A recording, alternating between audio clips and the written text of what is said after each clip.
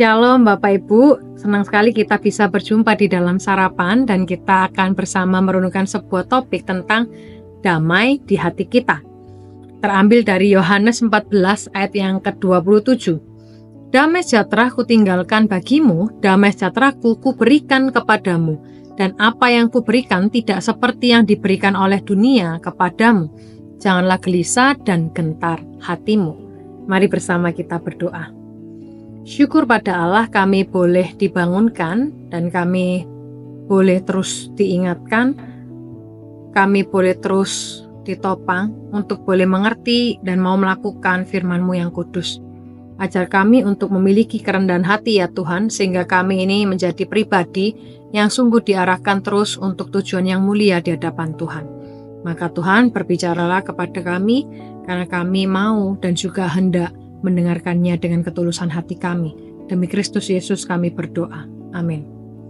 Nah Bapak Ibu, pikirkan bahwa ketika kita khawatir, berbagai respon itu muncul di dalam benak kita.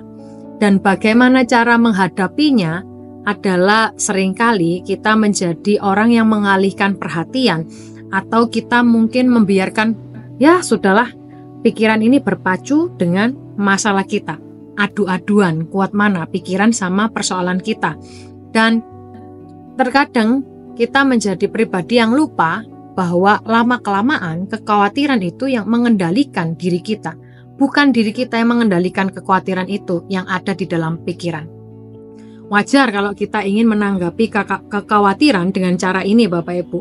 Tetapi Tuhan itu menunjukkan kepada kita lebih baik di dalam caranya untuk merespon bagaimana menghadapi kekhawatiran itu. Nah Bapak Ibu, ketika kita membaca di dalam bacaan yang ada di dalam kitab suci, tak lama sebelum Yesus disalibkan, dia itu kan memberitahukan murid-muridnya bahwa dia akan pergi meninggalkan mereka.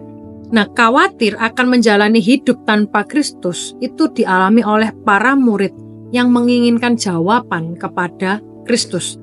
Tapi kita melihat bahwa bukannya memberikan respon yang mereka harapkan, Yesus itu menyuruh para murid untuk tetap tenang dan tidak membiarkan hati mereka cemas. Bayangkan ya Bapak Ibu, kita itu menghadapi berbagai persoalan secara finansial, bisnis kita, persoalan kesehatan kita berpikir di dalam bergumul di tengah mental health ini, kita bergumul di dalam pelayanan kita. Bayangkan betapa frustasinya kita. Tetapi ketika kita berada di dalam posisi sebagaimana murid-murid Kristus, Yesus berkata kepada kita, tenang, jangan gelisah hatimu. Hanya itu sajakah? Dan para murid juga merasakan bahwa Yesus ini pergi. Tapi mereka mencoba menyelaraskan apa sih yang Yesus katakan dengan ide-ide mereka untuk masa depan. Para murid itu mempertanyakan perkataan Kristus karena mereka itu tidak mampu memahaminya. Sama seperti kita Bapak Ibu. Ketika kita juga terkadang cepat untuk mencoba mencari solusi bagi permasalahan kita di saat khawatir. Kadang yang terjadi adalah kita membiarkan pemahaman kita ini terhadap situasi yang sedang terjadi menguasai pikiran kita. Dan kita bisa terpengaruh di dalam pembicaraan bersama dengan Tuhan. Tetapi Bapak Ibu, kita melihat bahwa tujuan Tuhan jauh melebihi apa yang dapat kita lihat dan juga mengerti. Nah, saat Yesus menyuruh para murid untuk tenang dan tidak khawatir, Yesus itu sebenarnya sudah melihat jauh melampaui salib dan dia melihat kebangkitannya kembali ke surga dan kedatangannya sebagai Roh Kudus. Demikian juga Bapak Ibu, Kristus itu melihat jauh melebihi situasi kita yang sedang kita alami saat ini.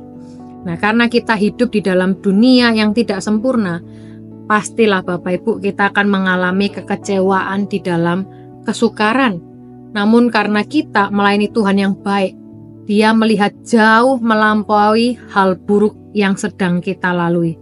Dia sedang melihat masa depan kita yang penuh dengan harapan. Dan kali ini Bapak Ibu dan juga hari ini Yesus itu menyuruh kita untuk tetap tenang sebagaimana Dia juga mengatakannya kepada para murid. Kristus ingin kita percaya Tuhan minta kita untuk tenang di dalam setiap situasi, sembari kita ini percaya kepadanya untuk mengatasinya demi kebaikan kita dan kemuliaannya. Jadi Bapak Ibu, apa yang perlu kita lakukan? Kita itu perlu untuk meluangkan waktu hari ini, merenungkan beberapa situasi yang menyebabkan diri kita ini khawatir, lepas kendali. Lalu kita mengambil beberapa saat untuk kita ini memberitahukannya kepada Tuhan. Percaya meletakkan harapan kita seturut dengan kehendaknya.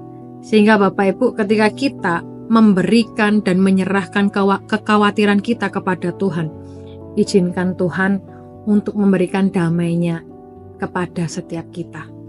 Mari kita bersama berdoa. Tuhan, kami tak luput di dalam kekhawatiran yang kami alami dan juga harus kami hadapi. Kami berdoa sekiranya Tuhan boleh menolong kami, melepaskan kami di dalam pergumulan yang tidak bisa kami kendalikan.